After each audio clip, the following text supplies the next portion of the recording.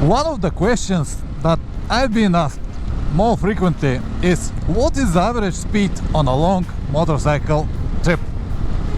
Well, what I plan to do in this video is to answer this question, also a few more. So basically it will be me riding on the road from Varna to Burgas and talking about this topic. So if you have nothing to do, you can grab a beer, wine, whiskey, vodka, whatever you like, and stay with me.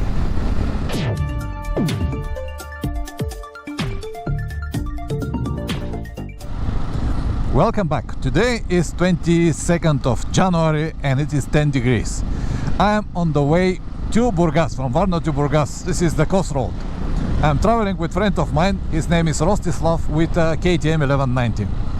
The idea is to go there, meet some of our friends, include Dima, spend a little time with them, and on the way back ride through Dulino Pass.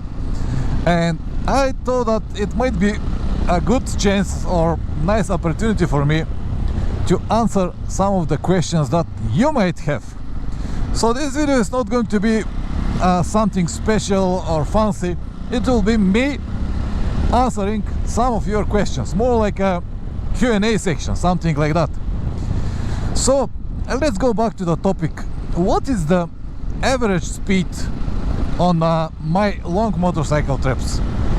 So I will answer these questions, no worries. I'm gonna tell you everything a little bit later, but before that, let's discuss something, or just to give you a different point of view.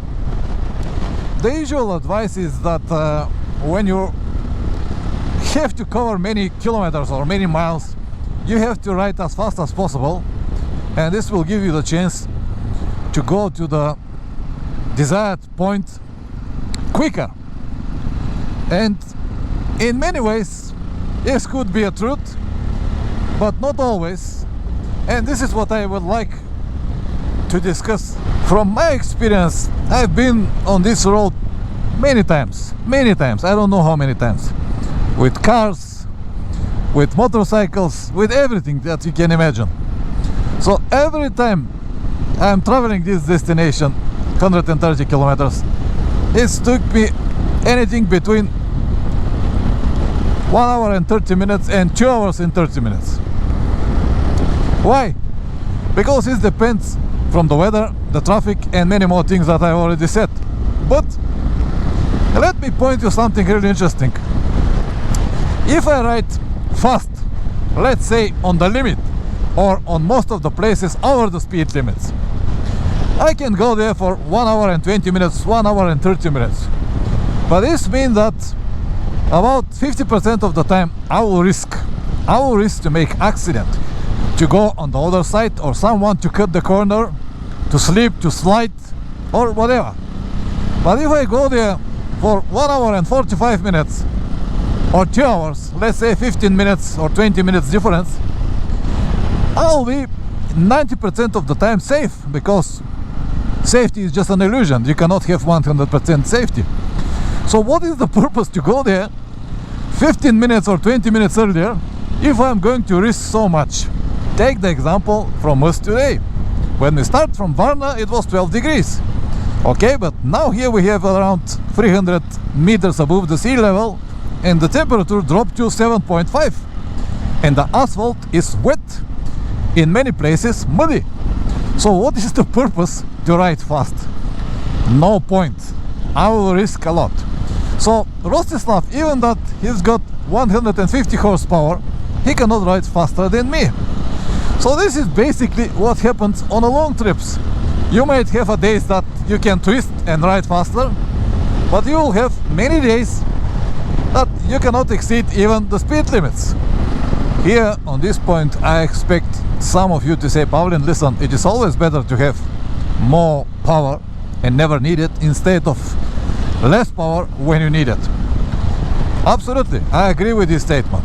The problem is that more horsepower usually comes with some negatives, like more weight, high price, fragile engines, and stuff like that. So you have to have all of this in mind when you make your choice for long trips. not for fun ride. If you're buying a motorcycle just for fun, weekend rides, then it's different story. But when you have to travel, especially if you worry about mileage. So let me go back again to this point, how many miles you can cover and how fast you have to ride. So one of the points that most of you missed, oh, have a look this, wonderful views here. This is one of the U-turns on this road. Beautiful. I always enjoy it, always. Alright, what I was talking, oh yeah, about the miles that you can cover. I have seen many motorcycle riders ride really fast on the highways, 140, 50, 60 kilometers per hour. Of course, if you have to ride 10 hours on the highways with 160 kilometers per hour, you definitely will cover more miles than one who is riding on the highways for 10 hours with 100 kilometers per hour. No doubt, mathematics is a clear science. But what is the point of all of this? The purpose of the trip is to see something or to enjoy it. If the purpose of your trip is to cover as much as possible kilometers, okay, I perfectly understand. Ride fast, cover as much as possible. But if you like to enjoy your time, if you like to see something, to remember it, then the top speed and the highways are not an even option. So another point is that I have seen these guys ride so fast, but then after 1 hour or after 2 hours they get tired and they stop on the first petrol station, coffee, restaurant or whatever, and spend 2 hours there relaxing, eating and more. At the end, their average speed will drop significantly, and they're going to cover even less than me. I never exceed more than 110 kilometers per hour, maybe 120 if I need to overtake someone. But even so, I was able and I will cover many kilometers with the same speed. And basically what I have observed, the average speed on my trips is usually around 60-70 kilometers per hour. On the roads like this, it could be even less, because now my top speed here is 70, 80, 90, but I also very often drop to 30, 40. And again, the average speed became like 50, 60.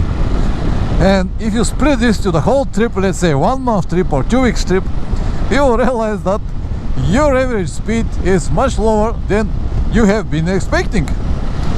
Let me now give you another one example with my riding friend Dima.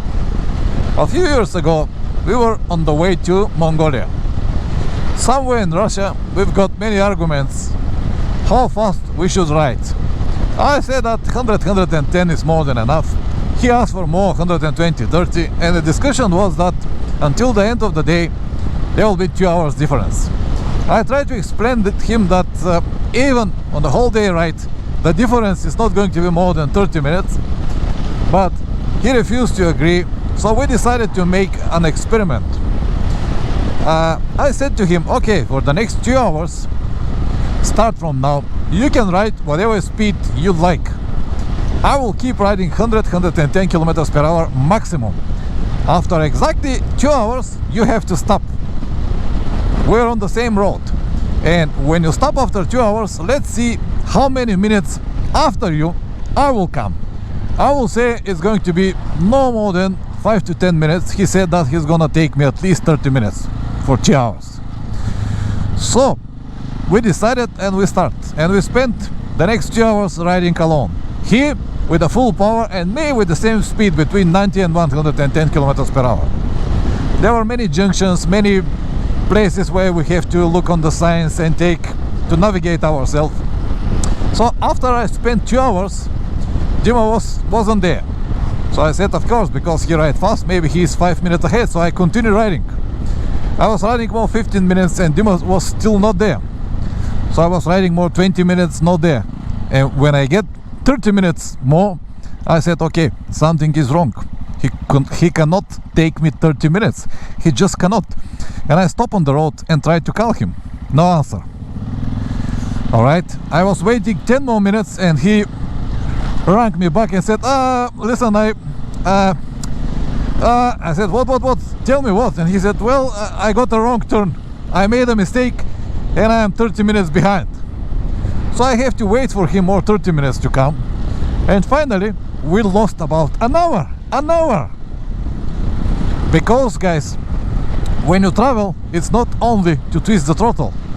You have also to navigate yourself, to preserve your energy, to keep your motorcycle in good condition, and all of this will play a huge role in your overall or your average speed. And let me go back for a while and discuss for a minute when you really need big and powerful motorcycle. Okay, if you travel with a passenger with a lot of luggage, it is obvious that you're going to need a powerful motorcycle. If your trips are only in Europe, mostly on the highways, of course you're going to need big and powerful motorcycle. But if you plan to go on a long trip around the world, especially on the third world countries, man, you don't really need it. The average speed that I've got on my trip to India, Pakistan, Nepal and Bangladesh was around 40 kilometers per hour. 40 kilometers per hour. Even on the highways, there are not too many, but even on the highways that they've got there, to ride with more than 90 kilometers per hour was really dangerous. Because of the traffic, because of the road conditions, because of unpredictable riders. So back to the question, what is the average speed on a long motorcycle trips? I will say something like 50-60 kilometers per hour will be more accurate. Just arrived in Burgas. It took us exactly 1 hour and 45 minutes. And the average speed in our case is around 65 kilometers per hour. But we did not stop. If you stop, your average speed will drop even more. And more stops you've got, less average speed you're gonna have. And what I remember now, a few months ago, a friend of mine showed me his screenshot from his GPS unit. He's done 10 or 12 days trip around Turkey, and the average speed of the whole trip was 90 kilometers per hour. 90 kilometers per hour, which is mean that in many places he was riding over 150, 160 kilometers per hour. He got even a ticket for almost 200 euros for speeding. So in my opinion, this is just madness to have such a high average speed. And what I can tell you for sure, definitely, if you plan your budget and ride fast, it will be way more expensive in overall. More petrol, more tires, more oils, everything is going to be much more expensive. On the other hand, if you reduce the speed, if you slow down, if you have a low average speed, there will be many benefits. Number one is going to be safe. Number two, less petrol. It will be more pleasure. It will be sustainable, because this 90 kilometers per hour, this is not sustainable at all. Nothing at all. It is just too much. You risk too much, you make accident, you have a ticket, and many more. And if you're wondering what is this here on the place of my GPS, I'm sure that you're gonna ask yourself in some stage. So this is the outline of the video, the most important moments that I want to cover. I wrote it down here so I can see it while I write. It's became like tradition to go from party to party. So now we came to Burgas to meet the friends. Oh, have a look now. Hey, how are you doing? Riders? Riders?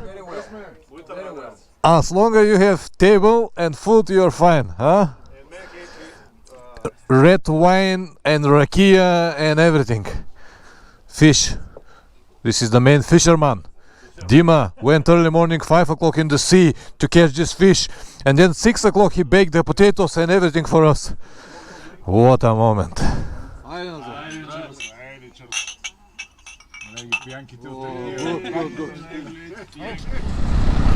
Alright guys, after we spent around 3 hours in Burgas talking with friends, ate very well and have a glass of wine, we are ready to go back to Varna. Now for that purpose we're gonna use Julino Pass, which is nothing special, just a twisty road going around the mountain. It is not high, the highest point is around 400 meters, but it has this like 20-30 kilometers of nice twisty road. The road surface, as you can see, it's not good, but it doesn't matter, I still enjoy it. The most important is to have fun, and now when everything is dry and warm, it's a pleasure, honestly. And when we talk about average speed, top speed and stuff like that, it's always worth to mention the bike choice. It doesn't matter what you're gonna prefer, the choice needs to be done clever, because you have to understand, guys, there is no one universal machine that performs well in any kind of roads and weather conditions. If it's very good on the road, does mean it's not going to be so good off-road. If the bike is perfect for off-road, there is no way to perform well on the road. It doesn't matter in what you believe. So the perfect option, or in the perfect world, you should have at least 2 motorcycles. But not everyone is able to buy 2 motorcycles, to maintain 2 motorcycles, to keep 2 motorcycles, because they are not cheap. So then we're coming to the second point, that you have to make a compromise, to compromise something. In my case, I decided to compromise the top speed, luxury comfort, in the name of less weight and possibility to go for some dirt roads. Now at this moment, I told you, Rostislav is with KTM 1190 150 horsepower. I am with this Yamaha 660 48 horsepower. Unless he is very skilled rider, he cannot really ride faster than me, because the road conditions, the road surface and the weather conditions will not allow him. But on the other hand, if he is very good rider, of course he will fly here and I will stay behind. But if he is a very good rider, he can fly even with my motorcycle. So let me give you another one example. Last year when I was in Australia, we went to ride on the transatlantic road, beautiful road, twisty road, with a friend of mine. I was with KLR and he was with Yamaha 660, exactly like mine. At the beginning of this road, we met a group of sport bike riders with only 1000cc, and of course they start to racing with us. And me being with this KLR, and I never pretend that I'm a very good rider, I just slow down. But Colin, friend of mine, he's an ex-race rider. So he started to twist with this Yamaha, the same as mine. And after a few minutes, he was in front of everyone. And finally, when we finished the race, after maybe 20-30 kilometers, all of the guys with the sport bikes stopped to see who is this crazy guy with this small old Tenere that make them like looks like kids. Understand what I mean?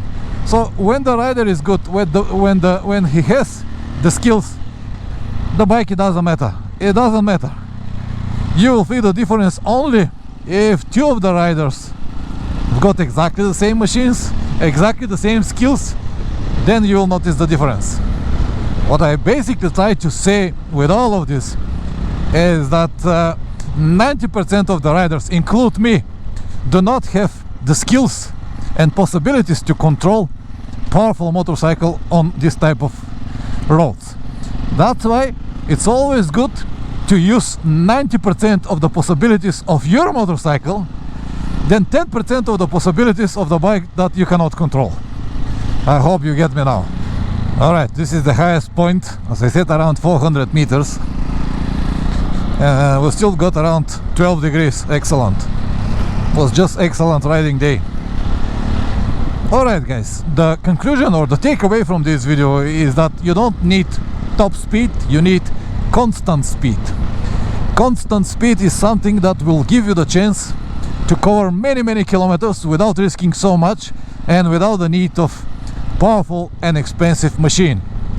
If I am able to do it with this 48 horsepower, everyone can.